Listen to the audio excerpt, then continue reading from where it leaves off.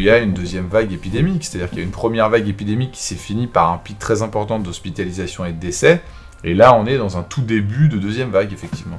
Donc on va avoir un petit rebond épidémique qui sera une petite leçon, comme quoi on ne peut pas complètement se relâcher après une première vague, et donc ensuite on va trouver cet équilibre. Mais évidemment on ne va pas laisser les choses dériver comme ça a été le cas en mars-avril.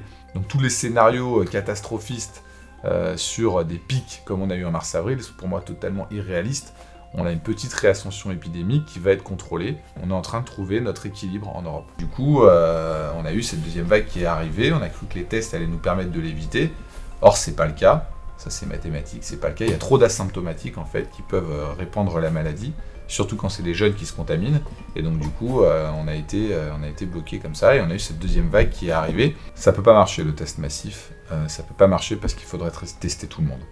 Parce qu'il y a trop d'asymptomatiques. Il faut d'abord un niveau de mesure barrière minimum pour contrôler l'épidémie, et ensuite on peut faire des stratégies de testing ciblées, soit sur une zone où il y a un cluster qui est sorti, soit sur des gens qui sont symptomatiques. Les pays d'Amérique, il faut qu'ils se disent, il ne faut pas qu'on soit comme l'Europe, il faudrait éviter, donc ça veut dire qu'en sortant de cette première vague, il faut qu'on soit suffisamment strict sur nos mesures, et suffisamment tous en accord avec ces mesures. C'est le masque, le masque, le masque, le masque.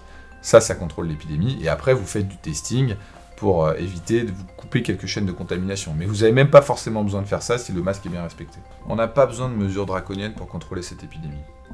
On peut contrôler cette épidémie avec des mesures qui sont équilibrées.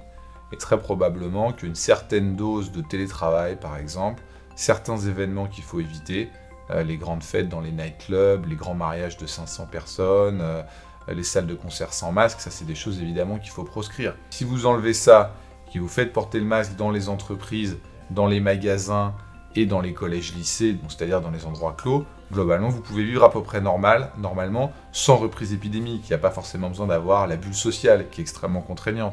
Il n'y a pas forcément besoin d'avoir la fermeture des bars et des restaurants. Voilà, tout ça, ce sont des mesures qui sont en trop, et si on arrive à trouver un bon équilibre de mesures barrières, on n'a pas besoin d'en venir à ces extrémités. Donc globalement, le plus dangereux, c'est le grand rassemblement dans une fête fermée. Le plus dangereux, c'est le nightclub, c'est la boîte de nuit, c'est ça qui est le plus dangereux. Après, ça va être les grands mariages, mais c'est les équivalents en fait. Les gens louent des salles, ils font une boîte de nuit dans une salle fermée.